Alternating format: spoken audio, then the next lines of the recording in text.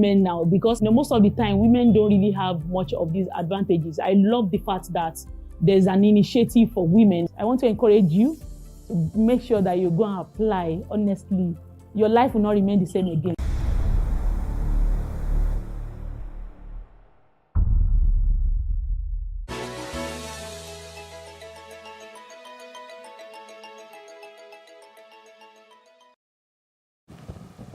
Welcome back to other parts of Africa. Now, the Home Office says migrants are to start being detained within weeks in preparation for the first flight taking off to Rwanda.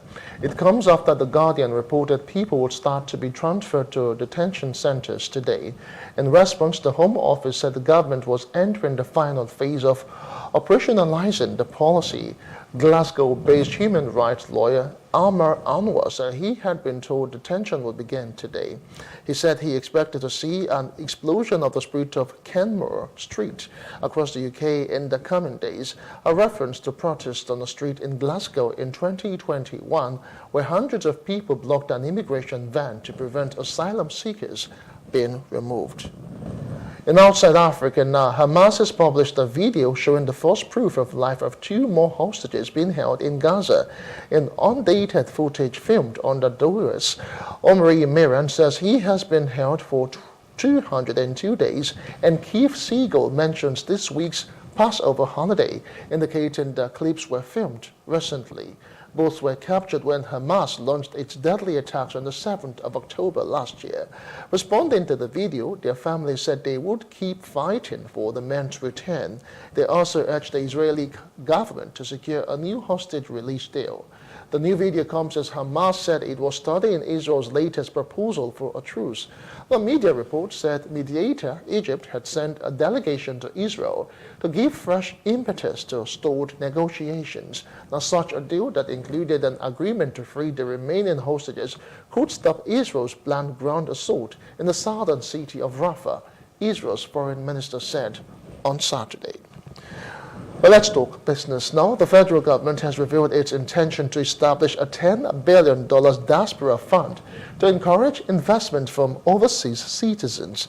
The Minister of Industry, Trade and Investment, Doris Uzor-Kanite, announced that the government is currently inviting proposals from asset managers to establish and manage the fund. This initiative aims to bolster key sectors such as infrastructure, healthcare and education to stimulate economic growth. Uzor-Kanite also mentioned that the fund will be overseen by an advisory board consisting of limited partners and encouraged eligible firms to indicate their interest in managing the fund. And that's the news brief. For more stories, please follow us on Facebook, on X, and Instagram, and do subscribe to our YouTube channels at Plus TV Africa and Plus TV Africa Lifestyle. You can also view us from Limex on limex.tv and Glow TV apps anywhere in the world. I am Justin Akadonye. Many thanks for watching.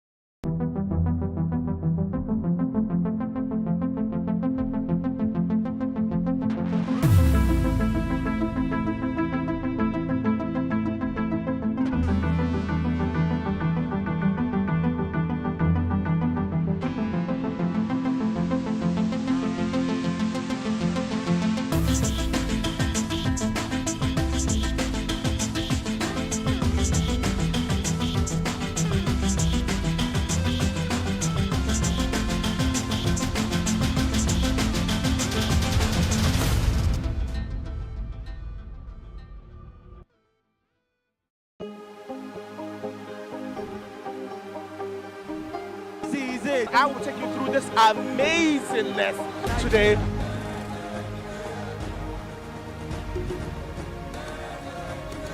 Welcome to Plus Trending. I am Bookie November, your host, saying thank you for joining us on today's episode. Welcome back. It's tea time on Plus TV Africa. Practice makes perfect. I'm not perfect yet, but I'm a lot better than I used to be. He's a king. He's entitled to marry 100 if he wants to.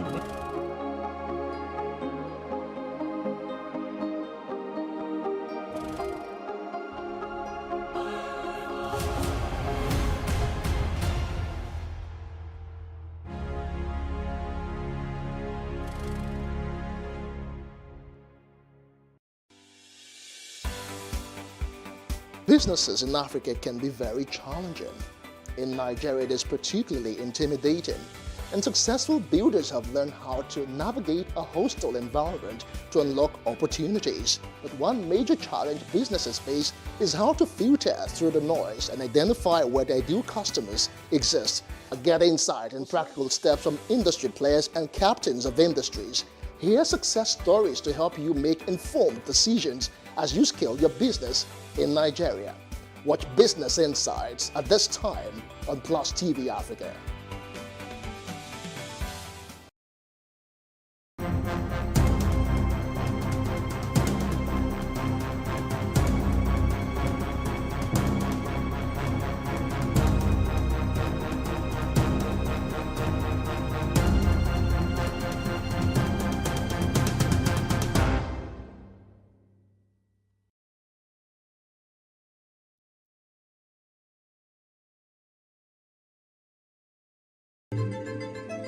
Nigeria, by extension, Africa, is faced with a lot of challenges. The growing youth population with little engagement, that is a ticking time bomb. We are a blessed people with diverse culture and highly cerebral minds who have a lot to say. And yes, we are talking.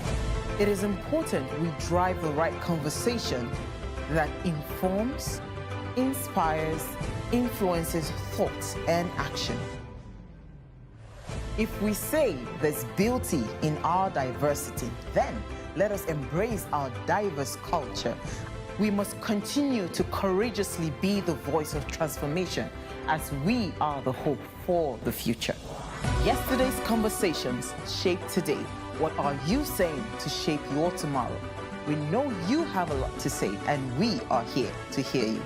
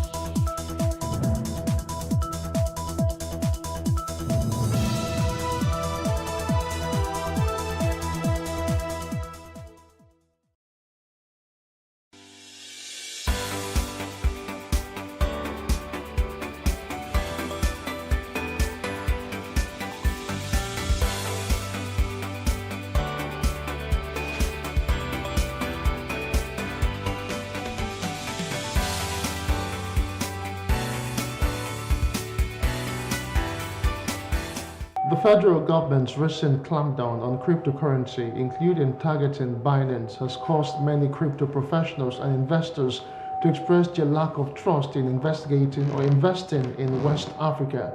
Now, this clampdown has caused crypto firms to reevaluate their plans to enter or continue investing in the country, which was only recently lifted by the central bank. The government has accused Binance of tax evasion and has detained 2 of its executives. Binance has expressed its willingness to cooperate with the government but has refused to provide the names of its top users in Nigeria. The government has also accused Binance of currency manipulation, leading to the company's withdrawal from the country.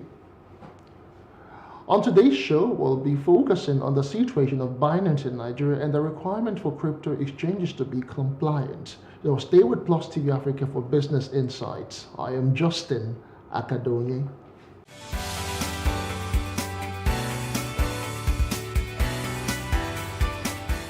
Welcome back. Africans, including Nigerians, have been urged to embrace and support customized solutions that address local needs. This guidance was provided during a graduation event for Nigerians who received training in semiconductor design from Chip Lab. Details now. The semiconductor technology stands as a cornerstone for modern economies, and as such, investing in this domain could unlock substantial foreign exchange earnings through localized processing of raw materials and export of semiconductor products. Olafadinro and Yen Choi are two visionaries who have pledged to redefine the landscape of technology in Africa and by extension the world. With the Chip Lab cohorts, they have trained young Nigerians on chip design. On the sidelines of the graduation, they speak more about their drive. So what we're doing is essentially bringing Nigeria and Africa to the table to build the AI custom chips. And so it could be used to solve, we could create our own Nigerian ChatGPT, for example, or different kind of applications. But there's also a huge amount of software developers who are having a hard time making a living. So in the chip development world, there's a huge global shortage of qualified skill. And the earning potential for that is massive. For example, our graduates, we're targeting that they'll be making 10 times what a normal graduate salary would be, and that's life-changing. Chairman of the Nigerian Industrial Commission, Abike Dabir Erewa, is here to show the federal government's support. She gives insight on the enormous potentials Nigerians, both home and abroad, possess, as well as what this feat means for the country. Nigeria will be exporting microchips to other parts of Africa. So we should support and encourage young Nigerians like this that are talented, and they're all over the world. So that's why we're here. And I believe in him. I believe in the young generation of Nigerians, both at home and in the diaspora. What we need to do is encourage them. No doubt, this venture has the potential to stimulate job creation, elevate local content development for the international community, and also bolster a more resilient economic environment. They're looking to keep that talent here in Nigeria. That's kind of the intent behind the idea. And so I think by keeping the talent here in Nigeria, will allow for any number of issues to be looked at, considered, and ideally solved. We want Africa to be the forefronters in building chips in this part of the world, and we want Nigeria to be the country leading that thing, leading it. So that's the reason why we decided, okay, let's start something that has to do with chips design. And also we want women, at least 60% of women, to be part of this movement, because if you know very well, women pay more attention to details, because designing chips involves details. In all, the idea is providing a solution to the global skills shortage, as graduates of the academy would work with top microchips and semiconductor industries in the world.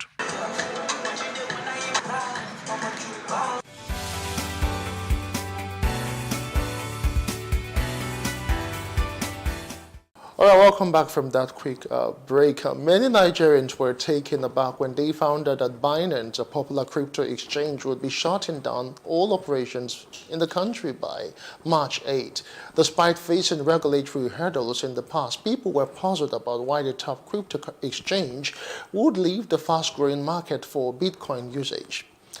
My guest, Nathaniel Luz, is the CEO and co-founder of FleanCap, where he leads the team in creating top-notch financial solutions for businesses. He is also the brain behind Chekwa, a savings and contributions app that follows the order of the traditional Nigerian Ajo system. Before founding his startups, Nathaniel worked with several organizations like Paxful, Dash, and YOLO Group. He also Digital is the cash and Bitcoin is cash, two books that provide comprehensive insight into the innovative solutions offered by cryptocurrency and blockchain in the modern banking industry. He is currently on the third boot, Yabanobi Silicon Valley, which contains a timely message for all startup founders and entrepreneurs in Nigeria. He is a dynamic and inspiring leader who fosters a culture of innovation, collaboration, and excellence within his company. Thanks for joining me, Nasanio. Thank you so much. It's great to be here today.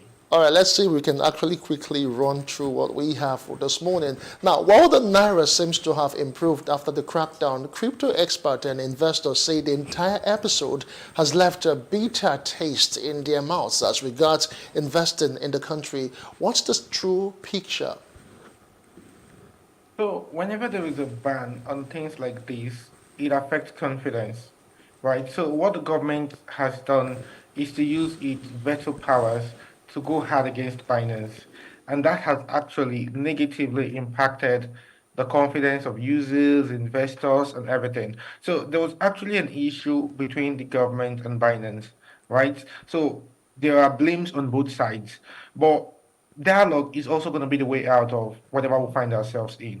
Right, so we feel like the issue shouldn't even have gotten to this point in the first place, whereby we have Binance executives detained and all of that.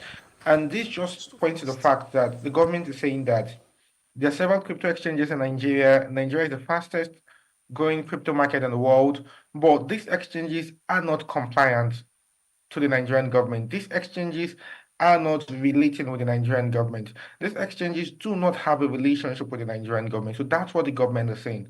The government is saying you cannot be processing billions of dollars in our markets, and there's no form of formal relationship between us. There's no form of licensing, there's no form of registration, and you're just doing what you're doing in our market as though we actually do not as though we don't exist. You're just coming in here, playing and going out, what you cannot do in other markets without relating with the government agencies. So I think that's the issue. And we just need to look for a way forward from here. And the way forward is we need compliant exchanges. And this is where homegrown solutions come to play, right? No one can understand you better than you understand yourself. No one can understand the modalities and the uniqueness of the Nigerian crypto market more than we Nigerians that play in this industry. So what we need to do is to come to the table with the government. Rather, what the government needs to do is to come to the table with us and for us to agree on a couple of things. The licenses have just been released some months ago. Create space, create sandboxes for startups to work with the government and say this is how we can build crypto compliant exchanges. And the reason is because if the government just chooses to use pressure and just ban and unban, what would happen is people would not stop using crypto, but all of this volume will be driven on the ground. So you see the rise of the P2P market, of the black market, and all of that. But it doesn't have to get to that. We can have proper exchanges that are compliant. So I think that's the way forward. All right, okay. Now, whether Binance has contributed to Nigeria's worsening economic picture is certainly up for debate, though to the extent that lots of people have been commenting, but let's really talk about some other issues right now. It's worth noting that although the Nigerian government moved to block access to other crypto platforms, seemingly only Binance is under fire. What does this really mean to you? Binance was the largest exchange in the Nigerian market, in the Nigerian P2P market. So if you were to have a regulatory conversation, I think you'd want to go to the biggest guy and speak to the biggest guy. Do you understand? And whatever applies to them, that applies to everybody. You understand? So I think that was why the government went over Binance. Binance was controlling a very huge chunk of the crypto and P2P market in Nigeria. Okay, you've talked about compliance now. I just want to find the way forward. Of course, these players are, doing business in the Nigerian space and that they have to follow regulatory, framework and all of that. But what are the other key issues that we should be looking at in terms of ensuring that cryptocurrency or, the cryptoverse, as it were, just that takes its place here in Nigeria and indeed Africa? So first off, it's going to be very difficult to have one crypto super app globally, right? Because it's going to be and cryptocurrency exchanges are financial institutions. So to have one exchange that's going to be compliant in Ghana, in Nigeria, in the UK, it's going to be really difficult.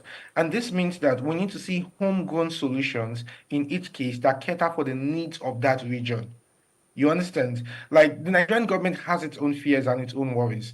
It's different from what the Kenyan government would have and the Kenyan government would want to require according to their own situation. That's why at FlameCap, we help OTC exchanges with a proper structure that they need to operate as proper exchanges. And we understand the uniqueness of the Nigerian market. For instance, the Nigerian market is not big on crypto spot trading or institutional trading or Bitcoin ETFs. Those are not our problem. In the US, most of their regulations are Bitcoin ETFs and all of this. But in Nigeria, it's on the P2P side.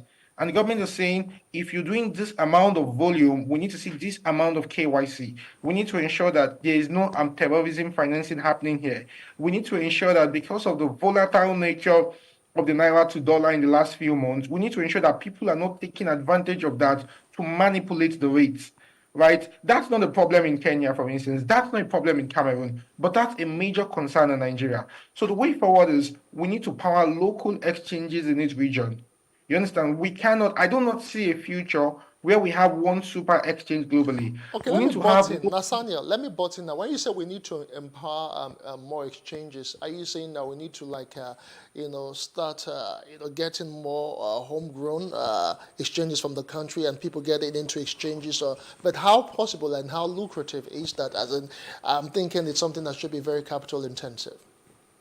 Actually not. It's not really on the capital side. It's more on the side that the government has to make this thing doable. For instance, they have to remove the fears. They have to make tax grants. They have to, make startups know that, see, you guys can play in this space. You guys are safe. So it's more of a thing of confidence. It's not really a thing of capital. It's more of a thing of, see, we trust you people. Go and do your thing. You need time to grow. If there are any issues, we will not ban you. We will call you to the table and discuss with you. And that's one of the things we're trying to do for a lot of OTC action. See, there's a lot of volume happening in Nigeria, True. But it doesn't even pay us as a people because these things are not institutionalized, right? Meaning even the OTC exchanges doing all the trades, they can't raise funds, they can't build up, and people are just doing their things on WhatsApp, on Telegram. There's no proper structure. The same things we do, it's just like the same businesses our parents run, SME here and there, is what people run everywhere in the world, in Asia and co. And they build them into proper businesses that help hold the economy. You understand? You cannot have proper businesses when you don't have license. You cannot have proper businesses when you don't. It doesn't even pay the government in the long run, right? Because if you really want companies that will pay taxes, you really want companies that, these guys have to have money. I mean, if all I have is 100 naira and you are taxing me, I mean, how much could you get out of it? But if I have 100 million naira and you're taxing me, it's two different things, right? So what we need to do is to empower and support our local homegrown solutions like ThinkCap is currently doing. And we also know the partnership from the angle of the government that says, hey, you guys can be free to breathe, right? Okay, speaking of this partnership now, Nathaniel, so what's in the pipeline? So what conversations have the key actors have been doing in terms of joining with the federal government to ensure that these structures and this confidence level that you're talking about are actually being discussed?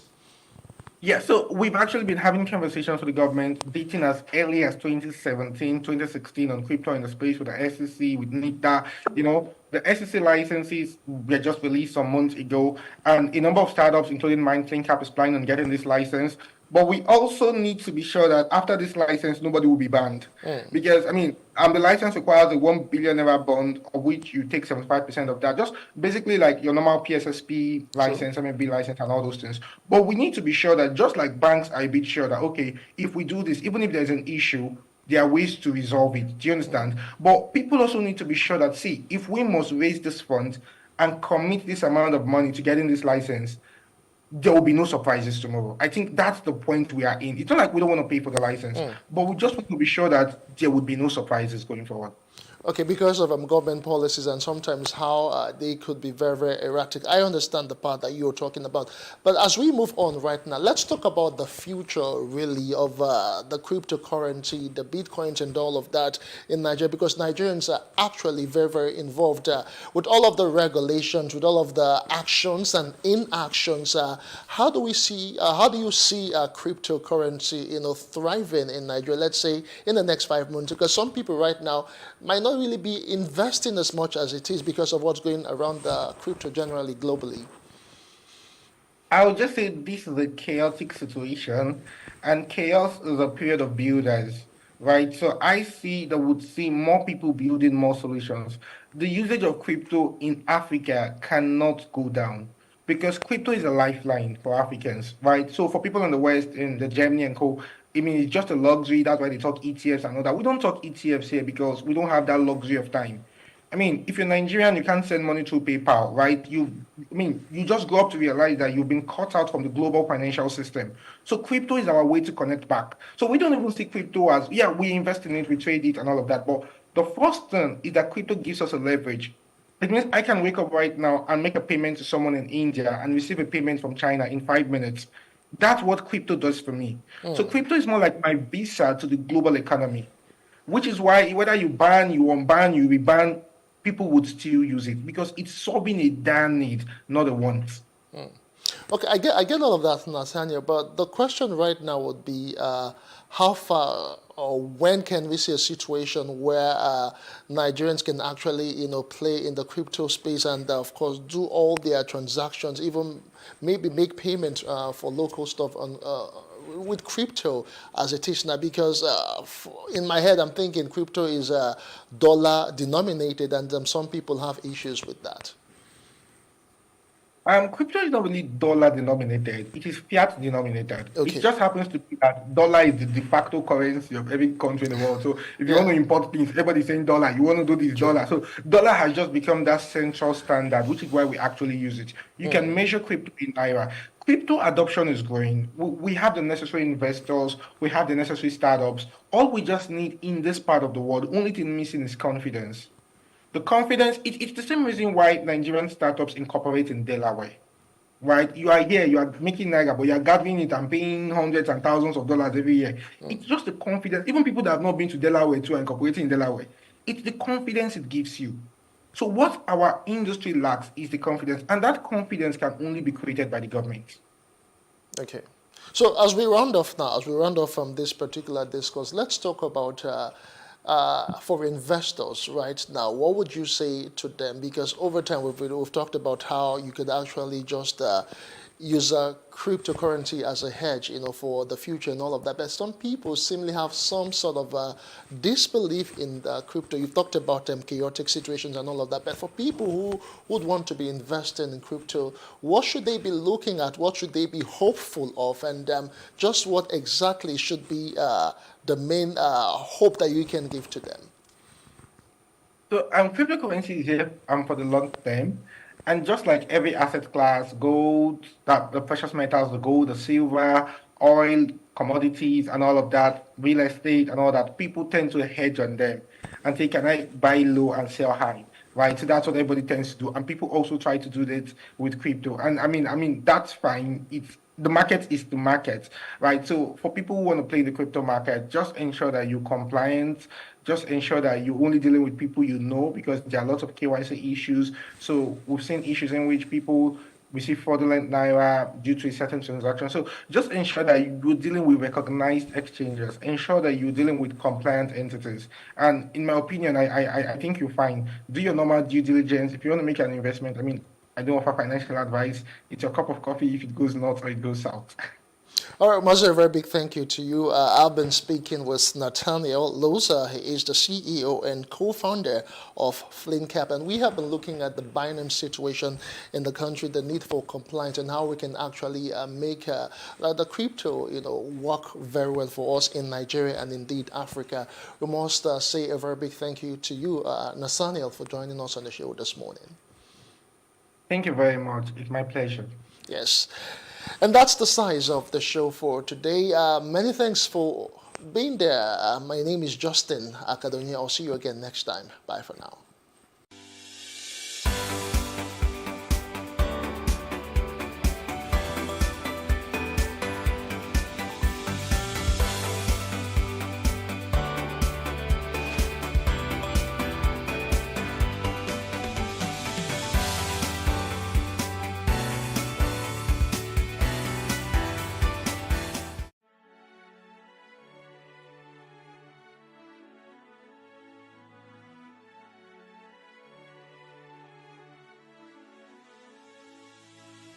It is engagement we need to have. Those who suffer miscarriages are never taken into account. Members of the National Assembly are also influence peddlers. You are sitting on Nigerians' money. From the Babin, I pay my rent. From the Babin, I send my children to school. A consultative engagement. No any tangible notification before they ban us. It's one thing for people to be at your back and the heat of the moment, and another thing for them to still be with you when push comes to shove.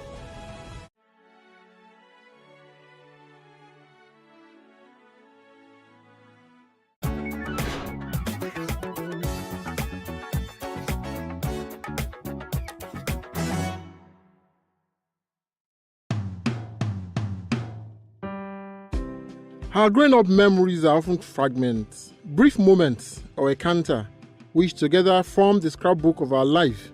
There we derive the wisdom and knowledge, so deep that they cannot be wished away.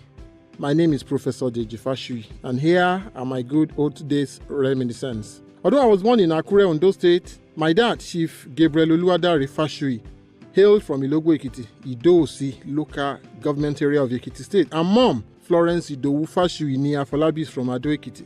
Dad retired as the program manager of Ondo State Agric Development Program, while Mom retired as a senior matron in various government hospitals in Ondo State and later Ekiti State.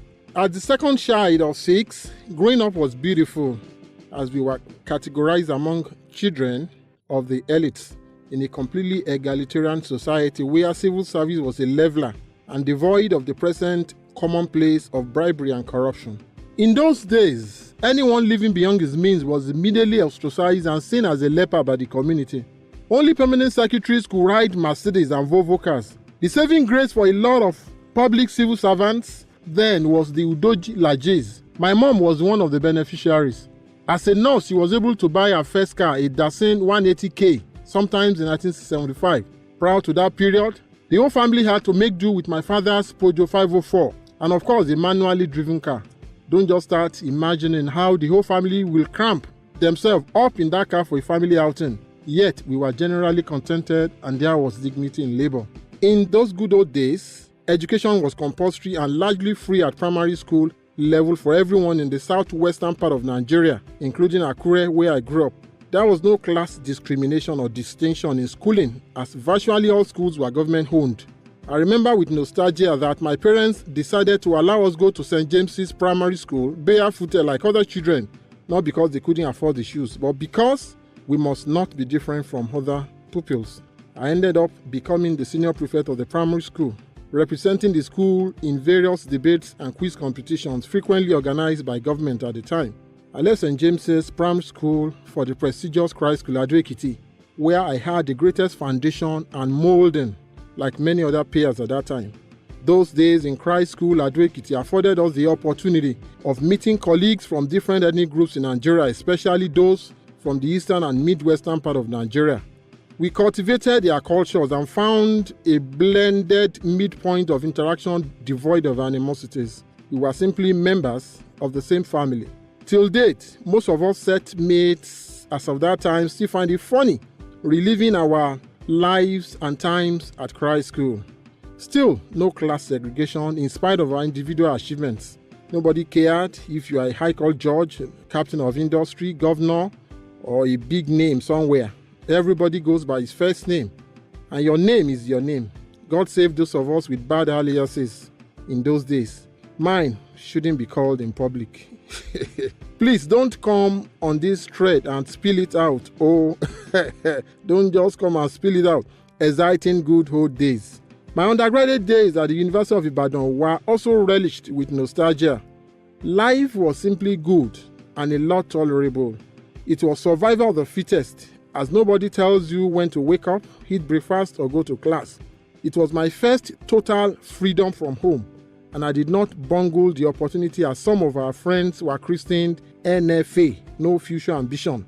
Life was not as riotous as it is today, although there were few cases of spoiled brats who will do anything to lure us to exotic life on campus. But I was already fully formed in the secondary school, and the Christian ethos were never compromised.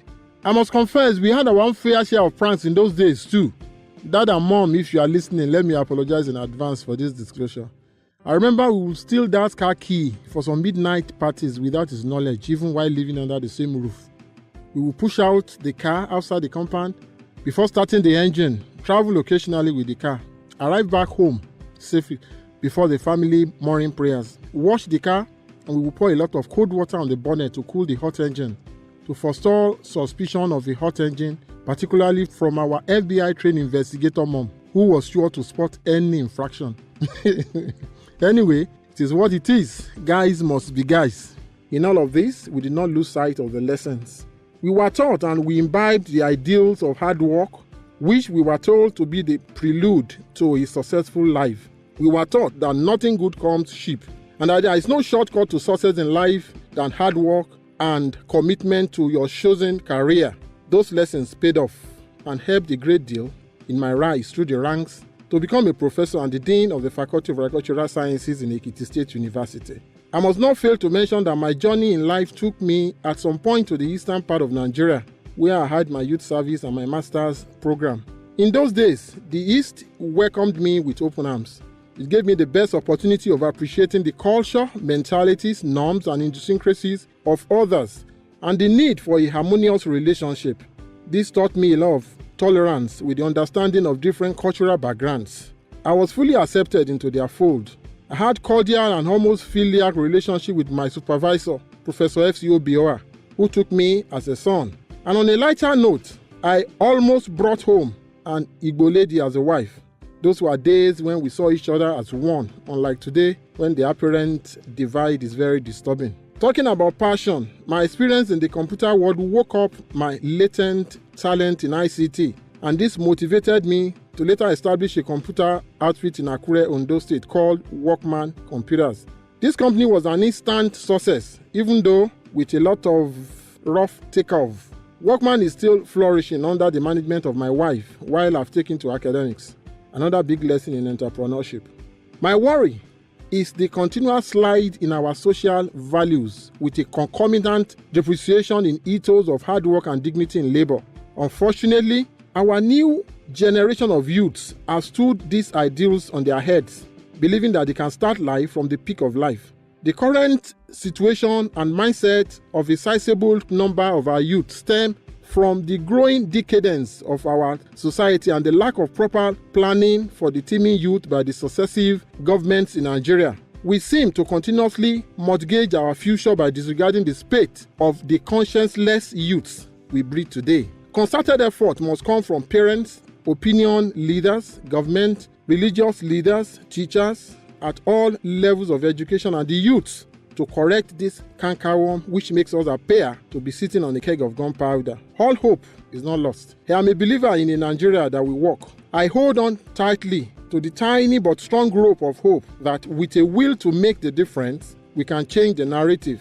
Our children must learn from those rosy days of ours. Take the lessons, enjoy the tales, and make a positive move towards surpassing our modest achievements. Yes, it can happen. Proudly a Rotarian, I therefore join Sir Shemori Badejo in this collective patriotic drive towards a greater tomorrow for our youths. And even for us too, it is possible. It is achievable. Thank you and God bless.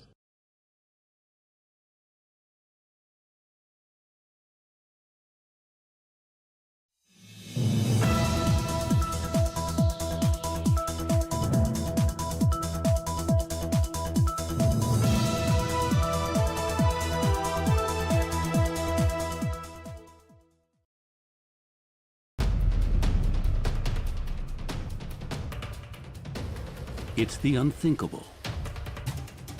Nearly 1 million Rohingya refugees have been driven out of their homes and villages in Myanmar into neighboring Bangladesh. It is by far one of the world's largest humanitarian crises today. The Rohingya are descendants of the ancient Southeast Asian kingdom of Arakan. Its borders face the Bay of Bengal to its west, the Indian subcontinent to its north, and Burma proper to its east, isolated by the Arakan Mountains and accessible primarily by sea. In the 8th century, Muslim traders brought Islam to Arakan, where the religion spread. In the 18th century, Arakan was conquered by the neighboring Burmese people.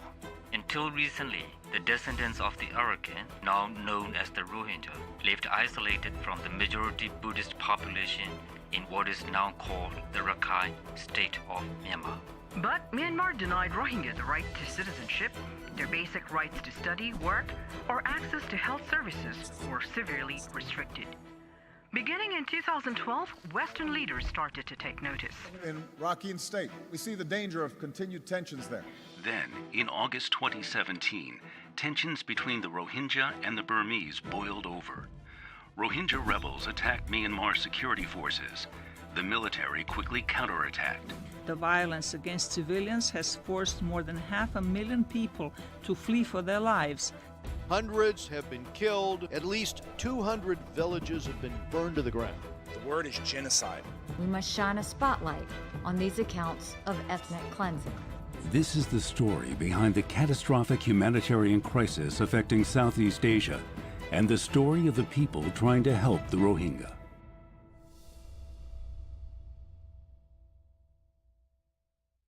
Look around me. This river, it's part of the border between the nation of Bangladesh and the nation of Myanmar. It's a short distance from the Rohingya refugee camps. And this is one of the border locations where many desperate Rohingya refugees, under the most unthinkable conditions, cross this river, fleeing for their lives.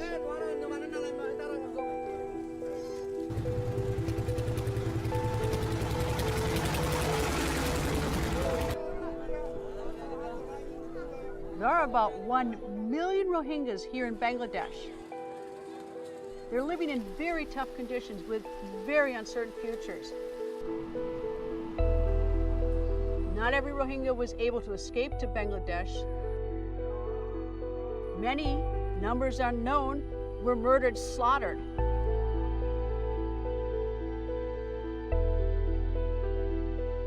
The United Nations has identified these vicious acts as ethnic cleansing. You've heard the phrase, never again. But those words ring hollow here. It has happened again to the Rohingyas.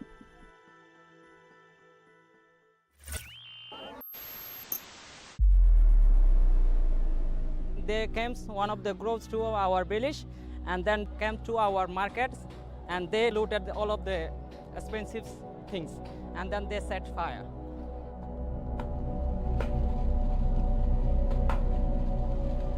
Also, they come into our village and shooting the everywhere, just firing like shooting the like this on fire. No meet, no discuss, no question, just shooting. When Mohib Bullah's village was attacked, he traveled for 8 days to reach safety.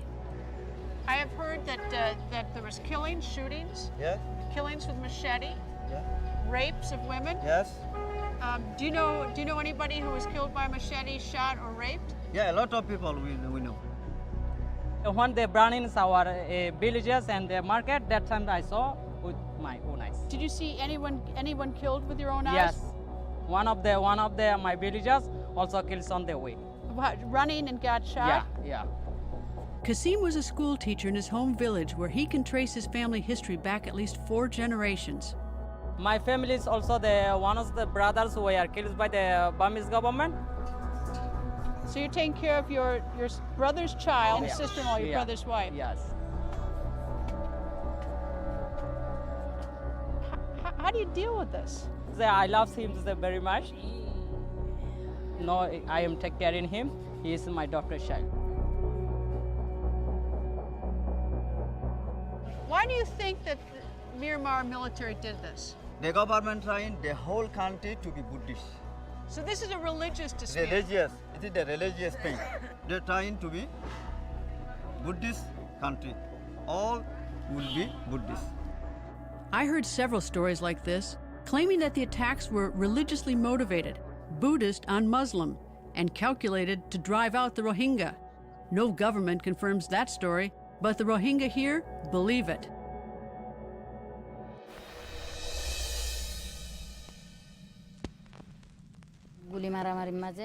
I had to leave my children in the midst of firing and chaos. What could I do? So she was in her home when the military of Myanmar showed up. Is that right? Yes, that's right. What happened to the village? The village was burned. As the houses were set on fire, a lot of the people could not get out. Some were hacked to death, or their bodies were lit on fire. Little children were thrown away violently. How did you get separated from your 2 children? In Myanmar, our home was attacked suddenly by gunfire. That moment, I escaped through an open door, and I grabbed one of my children who was close to me. Soon I saw my whole house was on fire. I do not know what happened to the others. There was no way to know who was shot or who was butchered. I could not find out. I just can't even imagine how hard this is. I almost don't know what to say to you. I'm at a loss for words. My son was 5. My daughter 7. What's her name, in case anyone is watching? Shahida. And what is your son's name? Mahmoud Hassan.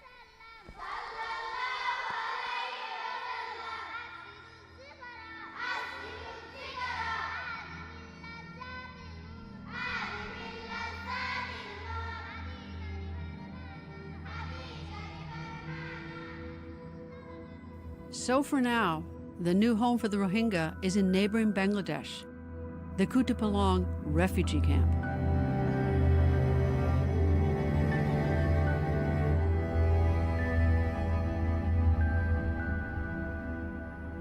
What was once a lush forest is now a sprawling slum that reaches out for miles. I had no idea how big it was going to be, so seeing just how huge the camp was, just on and on and on with all of the people, that was kind of my first impression, was just the huge scope of it. Like, I'd heard about it, you see the statistics, you see the numbers, but to be here in person and seeing how extensive it is, that's something completely different. Like, once you get in, besides just looking at the physical stuff, looking at like the people, the feel of the camp when I walk through it, there's just this sense of a lot of people that are just kind of surviving, not really living, just kind of getting by day to day. An initial settlement of refugees already existed here, but after the violence in August of 2017, the camp started to grow by enormous numbers.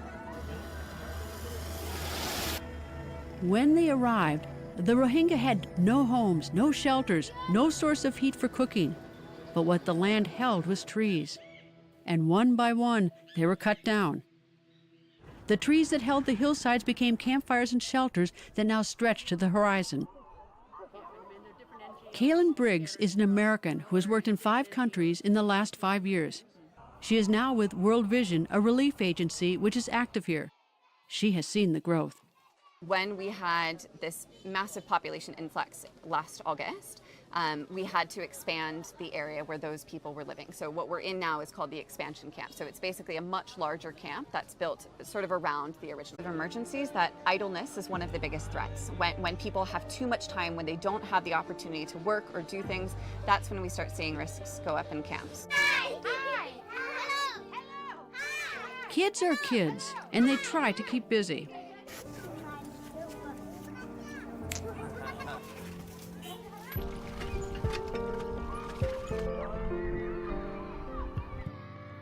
And while the Rohingya may not be able to fill proper jobs, it doesn't stop them from working.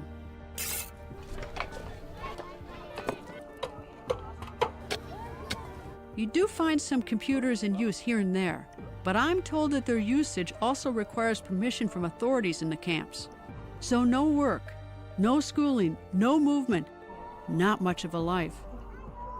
No one, not governments, not relief workers, and least of all the Rohingya themselves, knows how long they will be here and when or if they will ever be able to return home.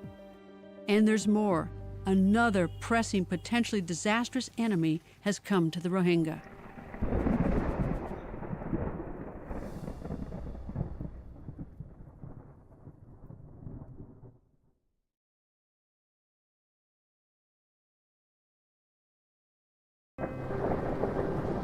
Here comes the rain. Yeah, we can go there. This is a monsoon. And what's happening, what's already happened is there are mudslides, but that's not where it stops. I mean, look, here's a latrine, but the latrines are filthy. And what happens is they make the water filthy. There's water running all the way through. You can see the water underneath me. It just doesn't stop raining. And it's just a breeding ground for all sorts of diseases. You've got cholera and so many other diseases that come when you have filthy water. And that's just the beginning. But how can anyone expect these people to get food to live? How can you expect their structures to stand up? And now the structures are literally going to wash down upon each other. Bridges are washing away. This is what the spotlight needs to be put on, because these people are desperate. But it's only going to get worse. The danger is clear to relief workers like May Sepan of Food for the Hungry and Medical Teams International. Essentially, their settlements are built on what appears to be sand dunes because they're deforested lands that have no way of protecting the population against the monsoon rains. And so it's very likely that most of these settlements will get washed out as the rains increase and the storms become more intense. We identified something like 200,000 people are at risk from landslides with this heavy monsoon. It's almost like a race against time. Shelley Thackrow gave up a career as a journalist to work in crisis environments just like this one. We've been trying to really move families as fast as we can to flatter, safer land, so relocated to a part of the camp which has been flattened, but also so that safer shelter can also be built. I walked the camp with Rebecca Derry, the country representative for Samaritan's Purse, a U.S.-based Christian relief organization. Dozens of agencies from all over the world, including the United States, have sent teams to the camp to help the Rohingya. They're providing medical care, shelter materials, food, and dozens of other relief services. The camp is too large and the need too great for just one agency to handle it all. They've split Kuta Palong into a number of smaller camps where individual charities take responsibility. What is this camp called? Where this is still the Camp 12? Yes. 20,000 plus live here? 20,000 plus. And you can see how all the houses or homes are built into this hilly terrain. So when the monsoon starts in earnest, it creates a horrible danger. Absolutely. So what's to protect these houses from pancaking on top of each other? Nothing. Nothing at all. While I was in Camp 16, I met Fatima. When her family fled from Myanmar, her husband was killed.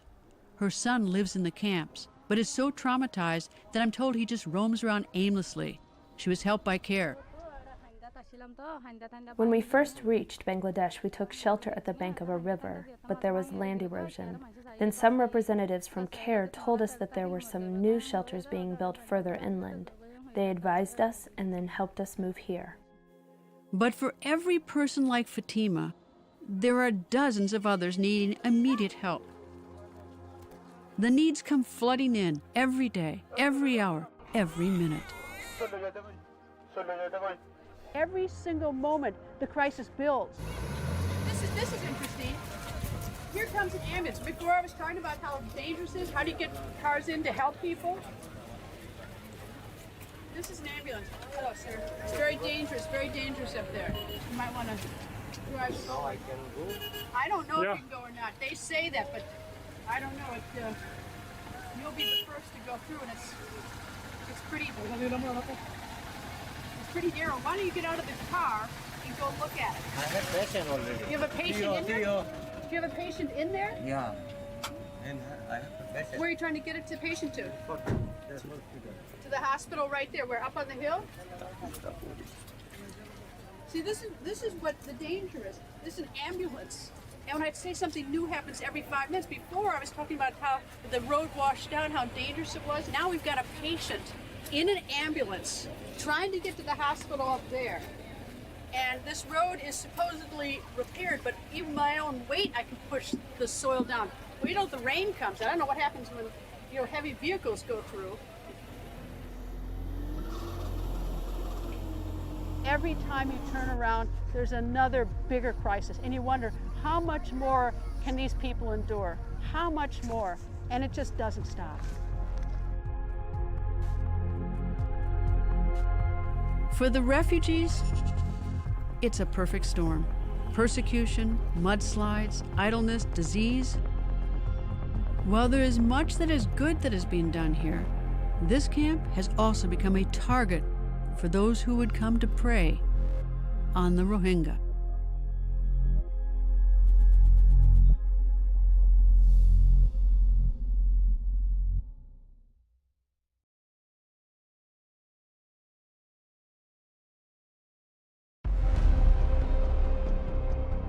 The Kutupalong refugee camp in Bangladesh is just across the river from the home of the Rohingya. The Myanmar military has driven nearly 1 million Rohingya to this camp. Textbook ethnic cleansing. The international community has condemned the government for the violence against Rohingya civilians that amounted to what the United Nations termed as ethnic cleansing. Every woman or girl I spoke with reported having either endured or witnessed sexual violence. It is imperative that the international community take decisive measures to address this grave crisis. Most have little or nothing to go back to.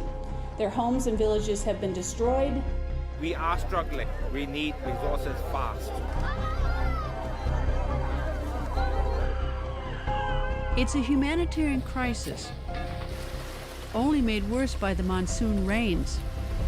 The Rohingya here are caught in limbo. They go to the camps to take advantage of the crisis. As so often happens, the victims are victimized a second time.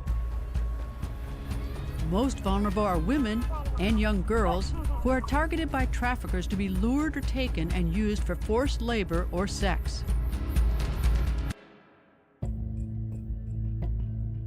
I discovered traffickers after sunset. 5 o'clock, there is no foreigners and no locals allowed. I met with a human rights activist in nearby Cox's Bazar. Ali Kabir had worked in agriculture his whole life. He says he could no longer remain silent while others were suffering at the hands of some Rohingya who themselves had fled years before. Only old Rohingyas, those who are registered here since 1978, 1991, old Rohingyas, they are staying in Bangladesh. They know everything. They know every rules. They are very familiar with Bangladesh culture. Human traffickers hiding them.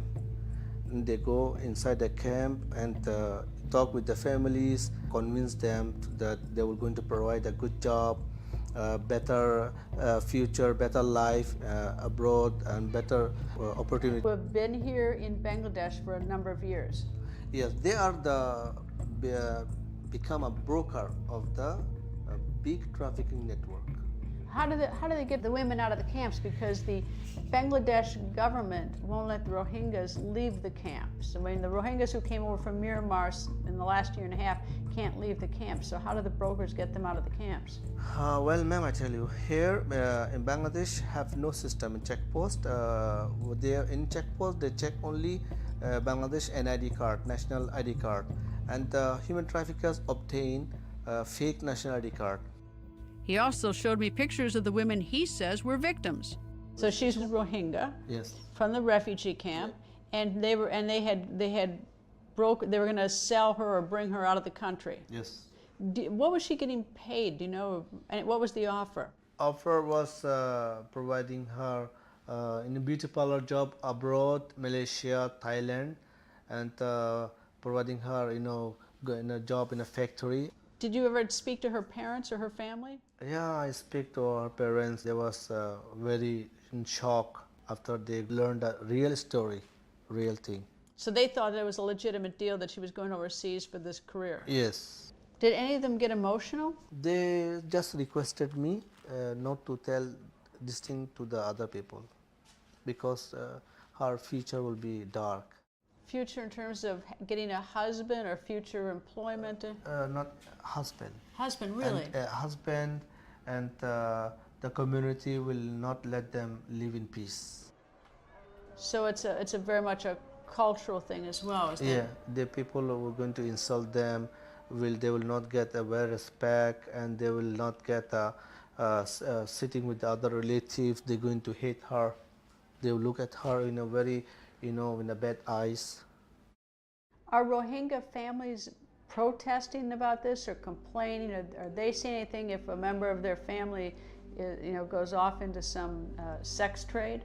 Well, ma'am, where they're going to protest? There is no any proper place where they can go submit a complaint, where they can go seek a legal process, where they can go seek justice, where they can go.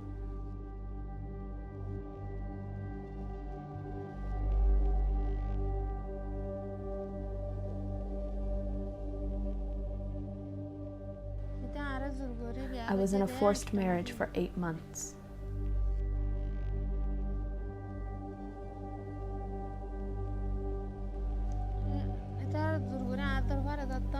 I was told the army could take me away by force. It would be better if I got married in order to save my honor. Since my mother is blind, she agreed to marry me off. We had just arrived in Bangladesh for the first time. We didn't know anything about the place. We didn't know the laws or the rules. We came here with a lot of fear from all the violence.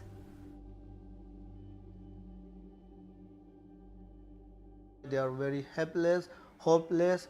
There was no police. They're in the camp, nothing, and there was, in a fair, and they given the daughter to him. So she goes with him. Was she crying or screaming or upset or agreeable? I mean, what? She don't want it to him.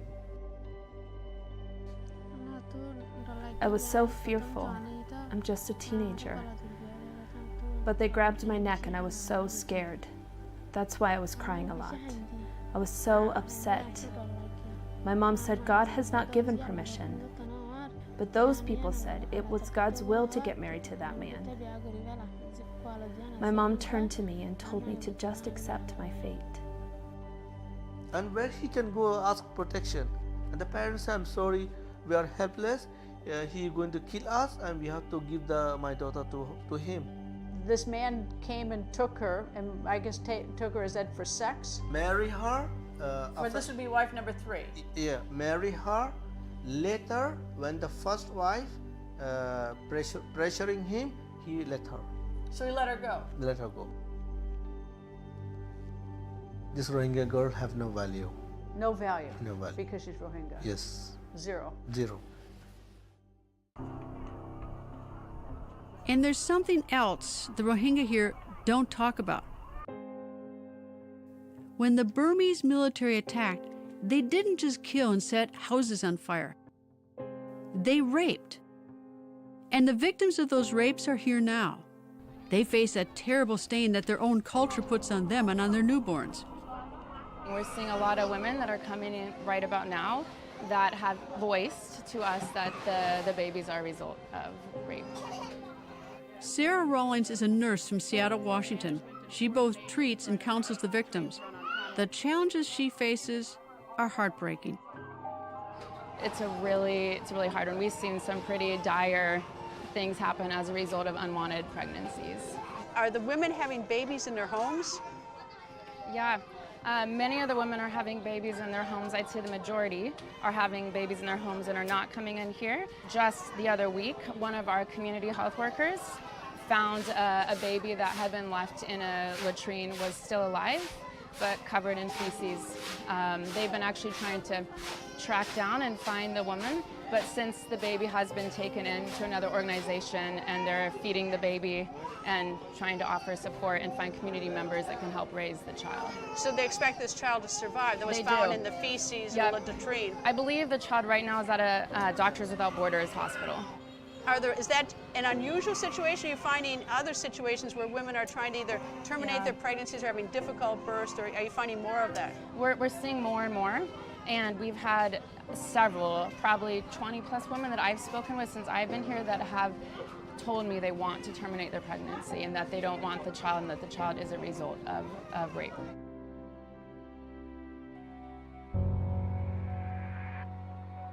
Rohingya culture is very complicated.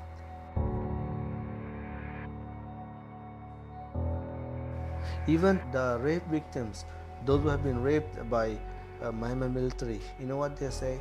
Oh, she have a evil in her belly. Stay away from her. If you've been raped by the Myanmar Military, they were saying evil in her belly. Stay away from her. I want to talk with one pregnant from the rape.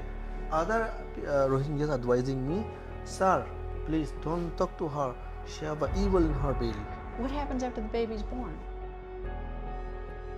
She have no place in the society of Rohingya. Zero, none. Zero, yes. Her life is dark, and everybody comes to know. A lot of Rohingya girls, those who have been raped by the Myanmar military, they're hiding. They're hiding, they're suffering quietly, silently. They don't want to expose, they don't want to say, they don't want to say nothing.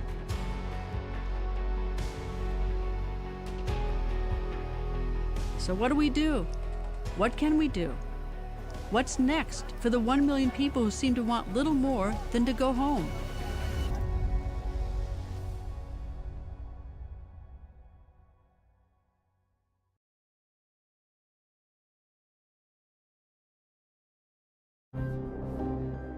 More than a year after this crisis began, there's a lot that seems normal in the Kuta Palong refugee camp. You see it best when the rain stops and the sun comes out. There's now something of an economy here and a social structure familiar to the Rohingya.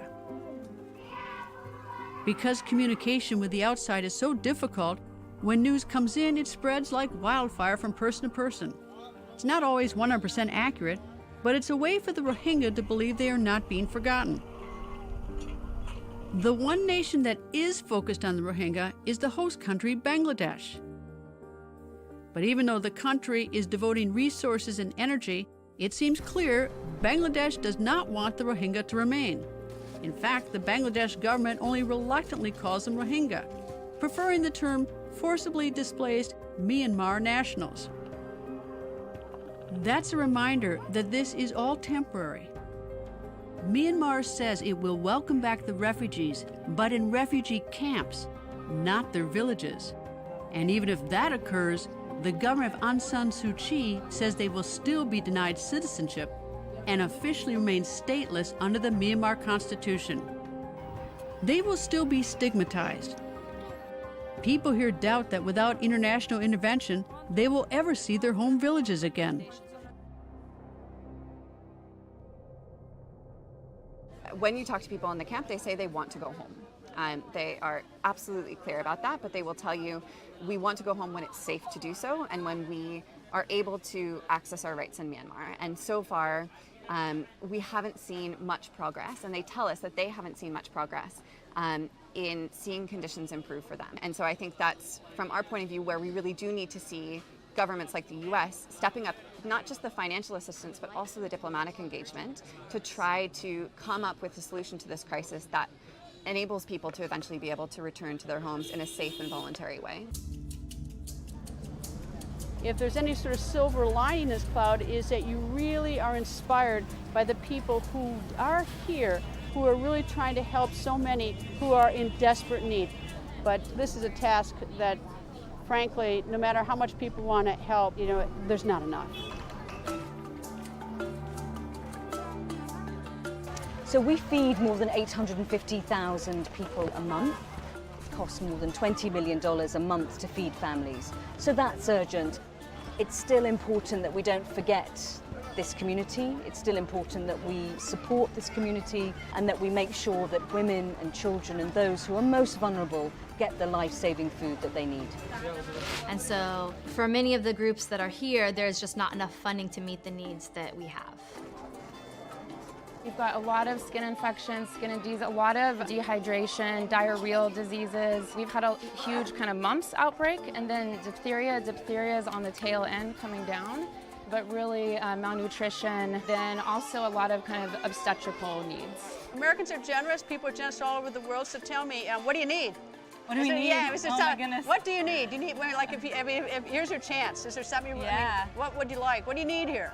This is going to be here a long time, so I think more people is, volunteers and people in? Yeah. Do you see people with malnutrition coming into? Oh, for sure, yeah, absolutely. I mean, food, for sure, funding, always. So this is where Dr. Collin will make a decision about what kind of treatment this child needs. And if it's treatment that we can provide here, we will make him an inpatient. So this is where all the decisions are made about what kind of treatment the child needs. Who's organizing all of this? It's a multi-group organization. We are connected with Doctors Without Borders, the Turkish Field Hospital, other organizations that are providing care. We all connect and talk and decide which patients should go where. I mean, it's incredible, all these organizations here. There are almost 1 million people in all these camps. Absolutely.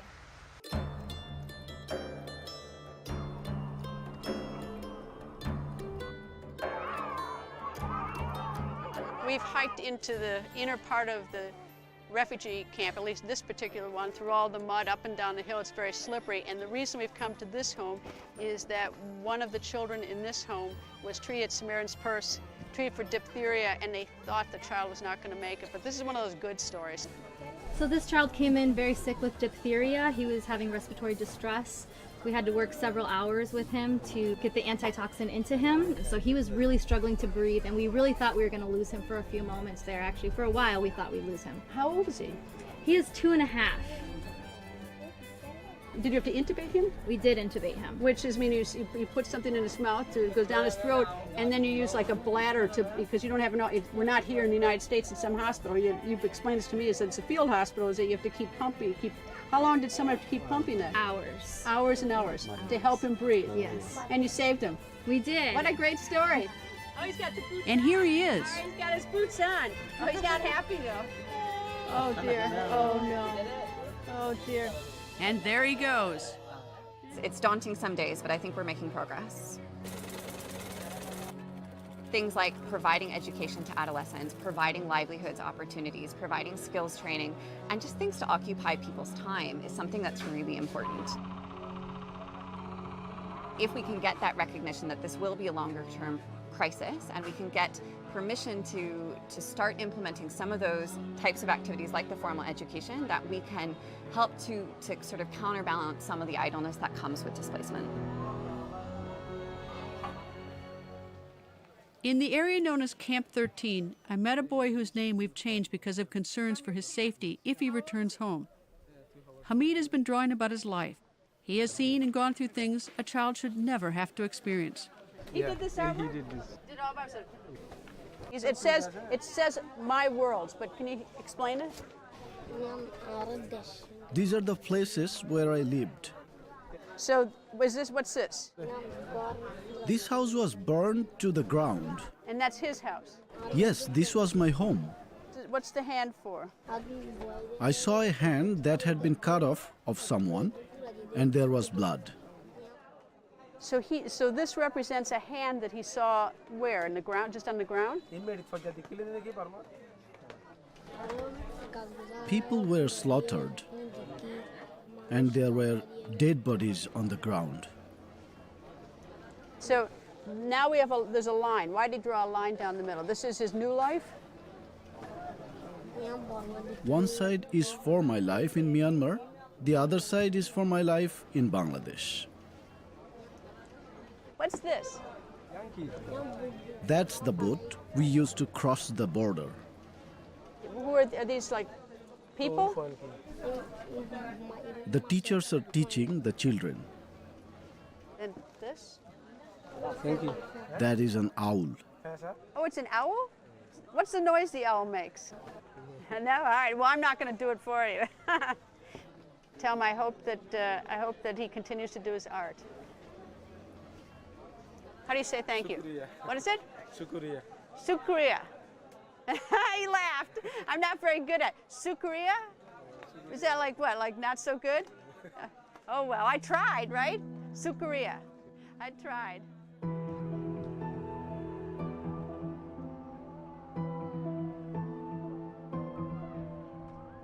I think when you look at the number of Rohingya refugees in the camps, it's a daunting figure. But when you break down those figures and you are in the camps engaging with these individuals, you realize they're just like you and me. Hi, hello, hello. Where'd you learn that? Bye bye. They are mothers, fathers, brothers, sisters, sons and daughters. I mean, their hopes and dreams are no different from our own hopes and dreams for our children and our communities. I want to be a teacher. I want to be able to provide for my family.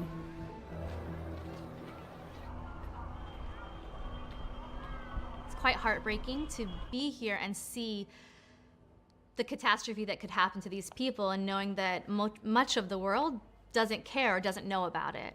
So it's devastating to me to see this entire people group who have such great needs not being shown in the public, not being broadcast in the United States. No one really knows about it, and it's really hard to see that. Recently, I was in the camp a couple days ago, and there was a father with his newborn baby who's, I think, days old, and the baby was sick, but he just sort of had this glassy look. And that comes from sustained periods of hardship and trauma. People are very resilient. However, you can see the experience of suffering and traumatic experiences lived in their expressions, in their eyes. Don't you think I'm very sad? I've given up my home in Myanmar. Lots of people were killed in Burma. I've suffered so much. Here in this camp, we are having a miserable life, yet I don't feel anything for life in Burma. Here I'm getting lots of assistance. They have built my home out of tarps, so at least I have a roof over my head. If I go back to Burma, who will look after me? I lost my husband, and my son is gone. I escaped here. I have shelter and food, so for that I am thankful.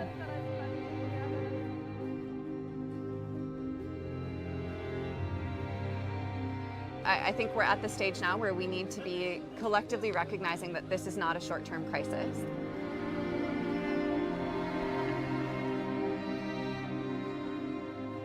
These people are not leaving next week. They're probably not leaving next month. And I think we need to be prepared for the possibility that they're going to be here for many months, if not years to come.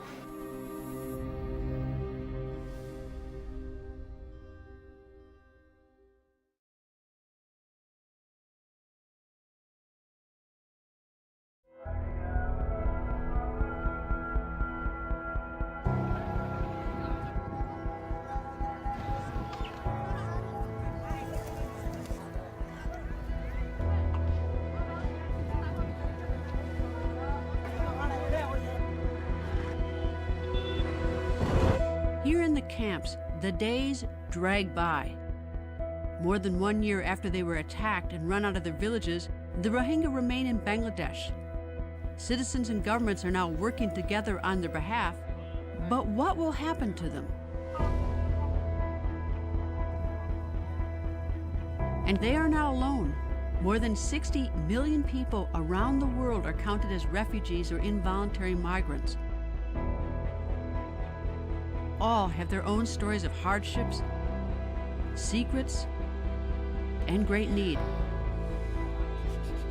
They all face uncertain futures.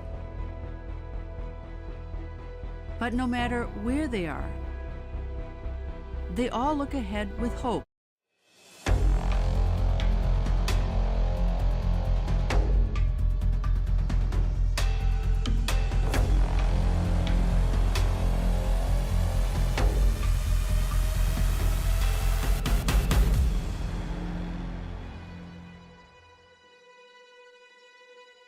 I left Nigeria back as far as 2012, and it was a very funny story.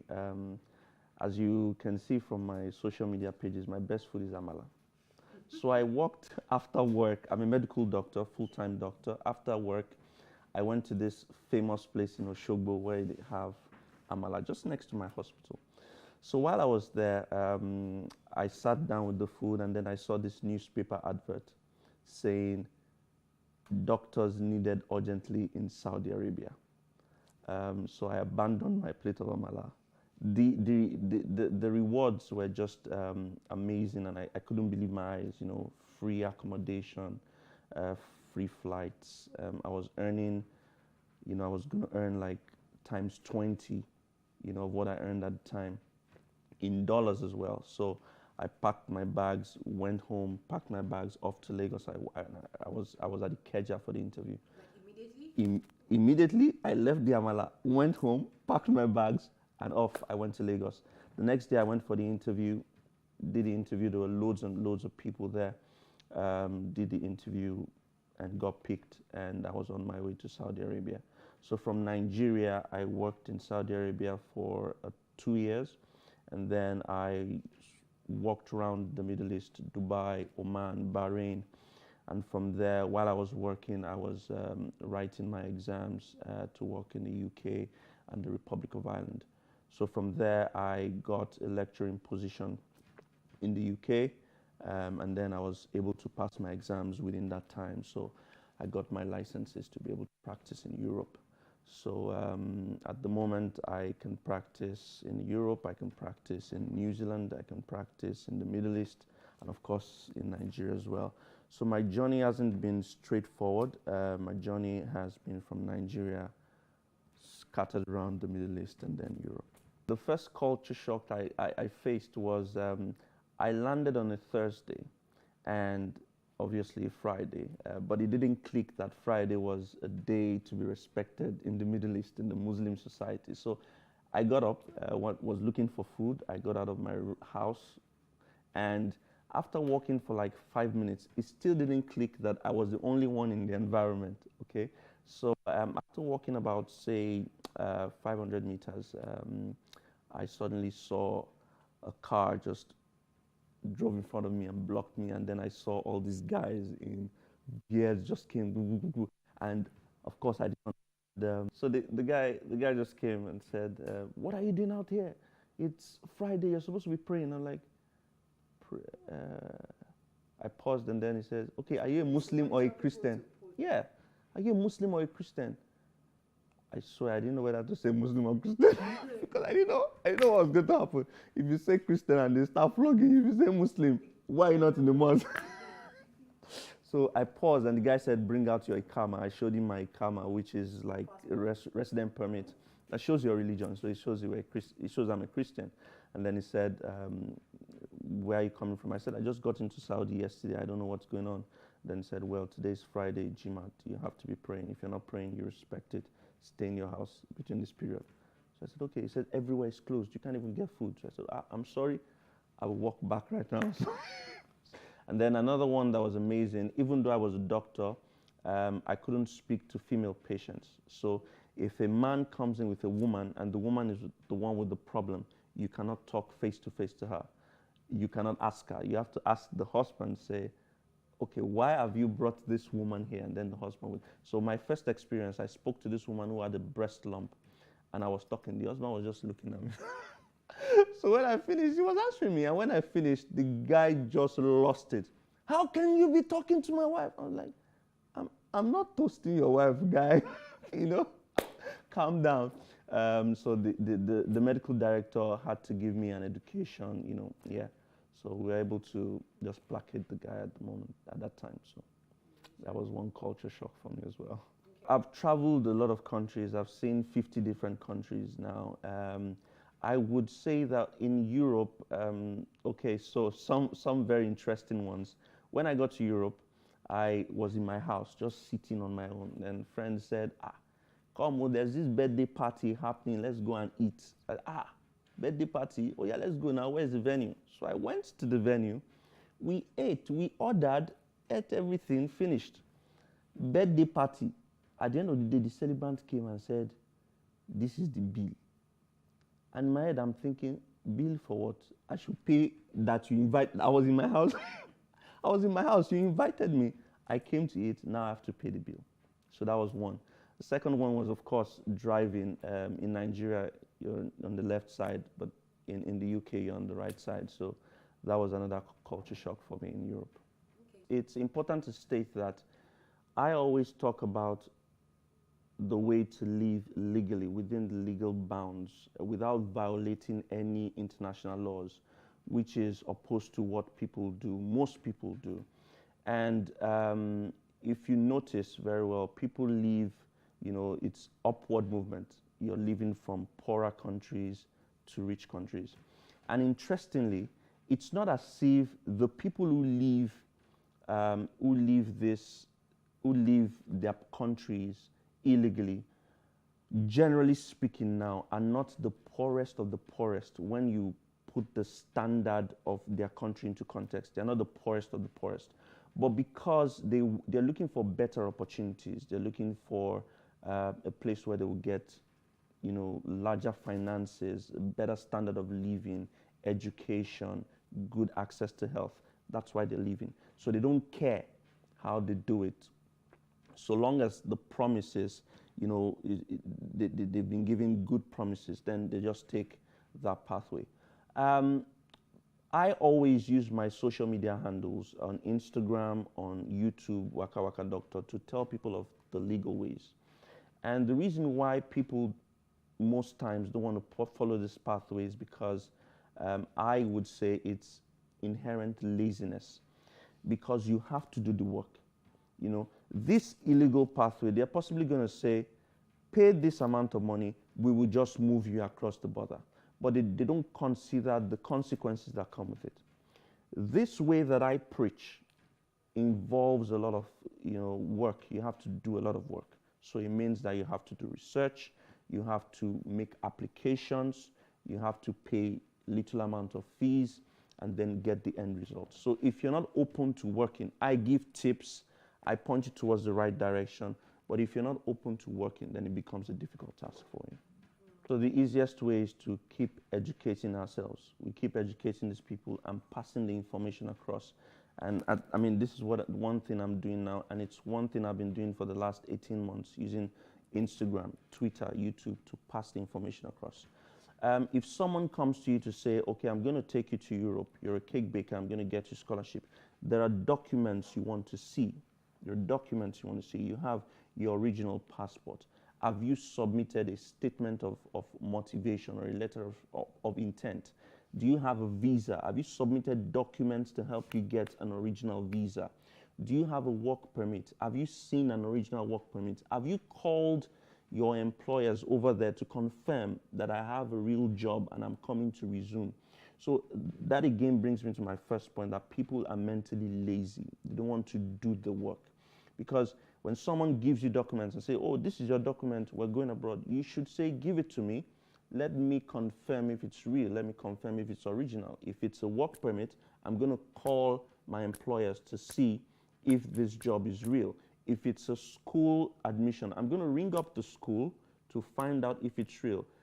I told you behind the cameras, I said, people have this mentality that, you know, things work outside just the way it works in this country. It's wrong. If you pick up the phone and call an admissions office, they will talk to you. If you pick up the phone and call an employer, they will talk to you. You're just looking for information. And if the information is real, they definitely get it.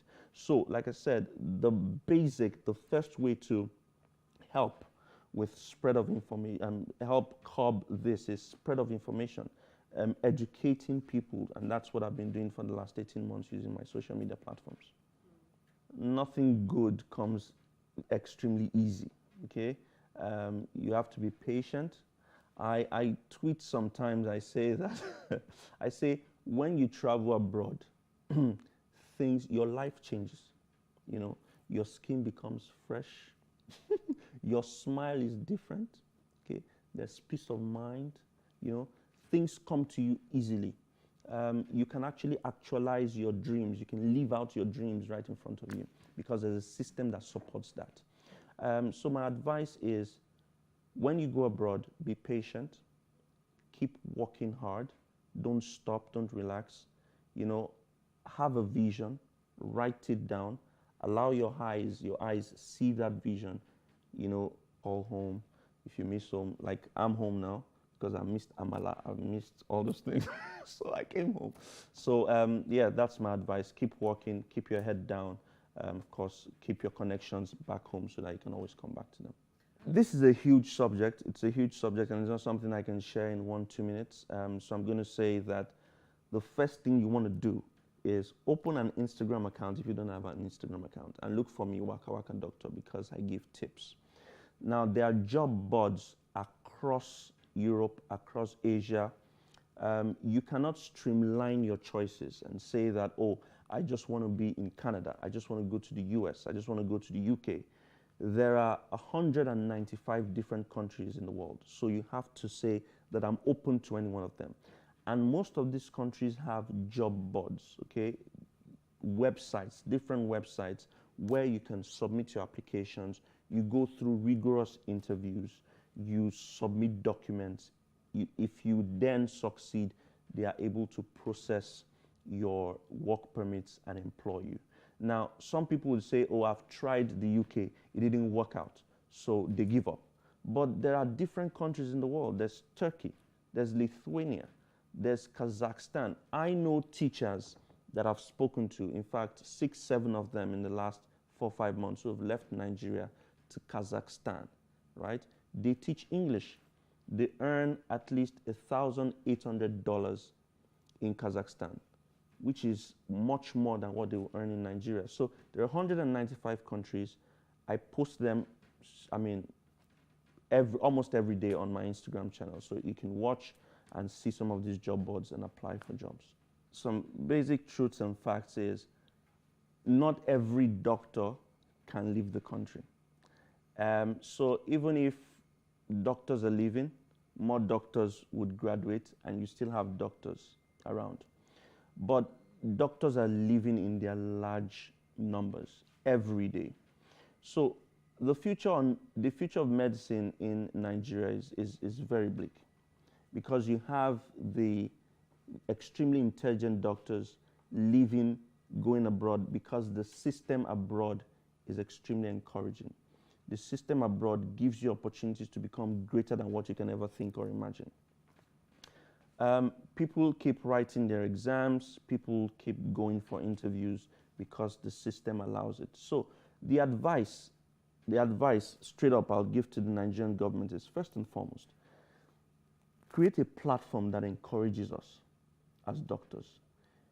Facilities, give us things we can, it's not as if, you know, things we only see in the books, things we can see and work with. Pay us money.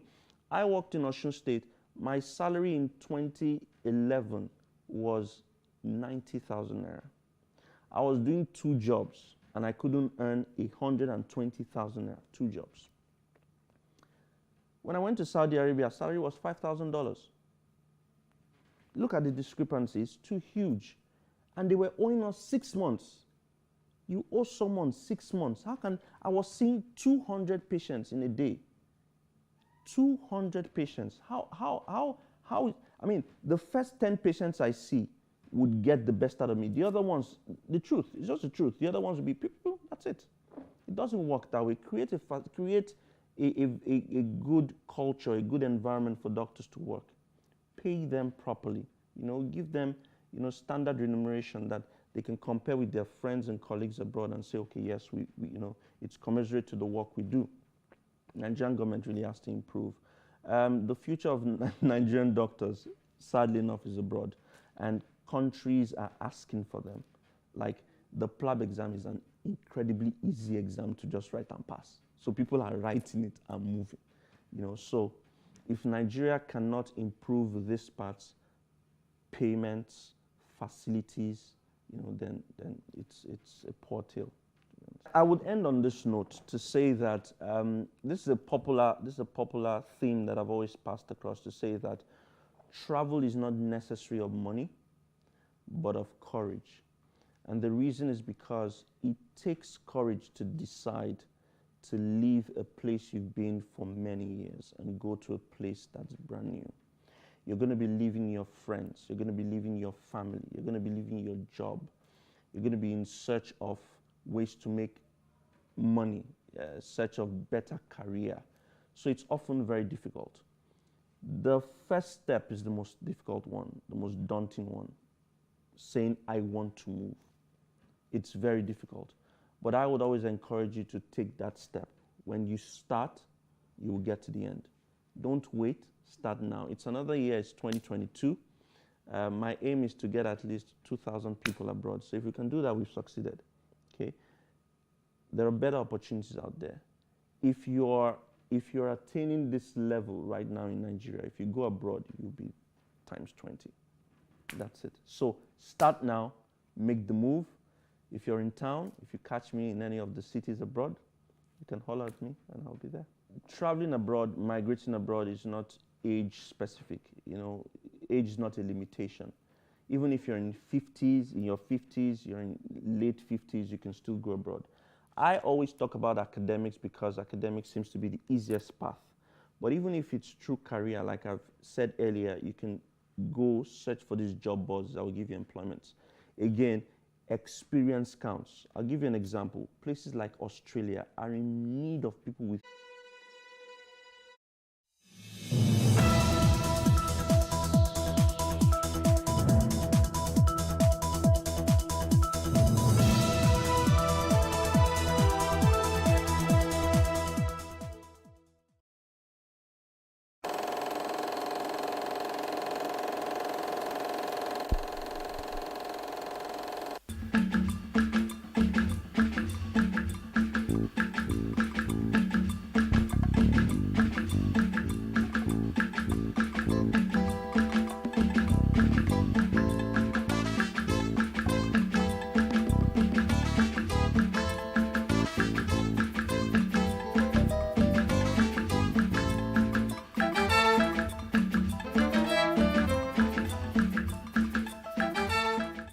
Hello and welcome to Timeless Conversations. Well, today what we're going to say will end up being very, very timeless because we can repeat it from time to time. I guess it's something that had started with creation itself or with the evolution of mankind itself. I have a guest with me. He's someone who, once he comes on now, you'll see why he has the title Sage, but real name Samuel Hassan. Hi. Hi, hello. Yeah, good to see you. Good to be here. Your profile says you are a teacher. Yeah. And I said, you know, I love teachers a lot. Right. Without teachers, we don't be here. I agree. Right. So why do you call yourself a teacher, or why are you called a teacher? Are you a real teacher? Did you go to learn teaching? Yes, so I teach quite often. When I was young, my best game was to pretend to teach. Wow. Yeah. So I'll be in a classroom or gather a few younger kids, and then I'll pretend to be teaching them. But I realized back then that I didn't have the information to teach. I didn't have material to teach. So I just pretended. But it bothered me even at the age of 7 or 8 that what I was teaching was not accurate. Wow. Yeah. So. But then the funny thing about it is, I also didn't like school. I never really liked school. I felt it was a bit too constraining, too constricting. I have to wear a uniform, I have to sit in one spot, you have to speak for 40 minutes, there's a break. I felt constrained by it. So it was a conflict for me. What kind of teacher are you going to be since you don't like school? And I grew up and I realized that teaching was a concept that was bigger than school. It was much bigger than school. Teaching was about life itself. So I have taught in very, very different many capacities, and I realized that you don't have to teach mathematics or English or chemistry. I was on the field and I was watching a team of footballers play. Now I don't like football, but I was watching 2 teams of footballers play. Teams do not have coaches. And I understood that the difference between a good team Yeah, and a bad team. Is the A coach, good yeah. player and a bad player is a coach. That's when I understood what it meant to be a life coach. And I understood that the life coach, his primary goal is to teach. Teach you, not teach you how to play the game, but teach you how to be better at playing the game. Because it's possible that as a teacher or as a coach, I am not better at the game than you. But I can see what you are lacking. Yeah. I can see how you can be better. Because the whole essence of a teacher is to look at your subject, look at your ward, and to love them enough to want them to be better. But let's talk something. Yes. Your background. My background, yes. What's it? You mean educational background? Yes, let's talk education and then we'll go into family So background. I didn't like school. I know. So I studied mostly at home. You did? Yeah. My father didn't finish secondary school. So he ended up living with some white guy, one retired military guy, a British guy in Minna. And the man said, "You're really smart." So the man made him do, I don't know what they call it. That's Cambridge GC. Cambridge then. And my father had to do it from home. So I think my father learned the benefit of home study. Homeschooling. Yeah. You know, so I went to school, but I didn't paid attention in school. Everything I learned from home. From home. And I ended up learning a lot more than was taught in school. Because my father was quite a disciplinarian, so you had to learn it. Yes. So I just go to school and I'm playing, you know. But in university, I practically just didn't go to any classes. Practically just sat somewhere, did some stuff that we're doing, and didn't finish. You know, so that's my educational background. But when I was done, because I'd learned to study at home, I began to study by myself. And I gave myself a target of reading 100 books a year in my early 20s. Yes. So I'll read psychology, I'll read philosophy, I'll read motivation, I'll read science, whatever it is. The goal is you must read 2 books a week. The goal was 2 books a week, but there was 56 weeks. But I never read 100. This was the target. Read 100, but I always stopped at 94 or 96. Why? I don't know. I just never made 100. So my younger brother, who was following my footsteps, ended up doing 110. He spent more time at home than me. Okay. Yes. Okay. Yes.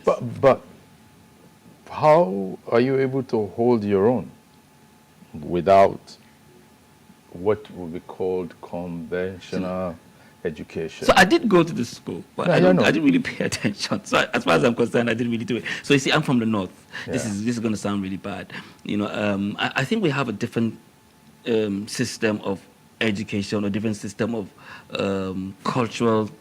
social-cultural education. You know, and we learn through the language that we speak. You know, I grew up in Minna and in Jos, Kaduna. You know, I grew up in the north. So I think we learn.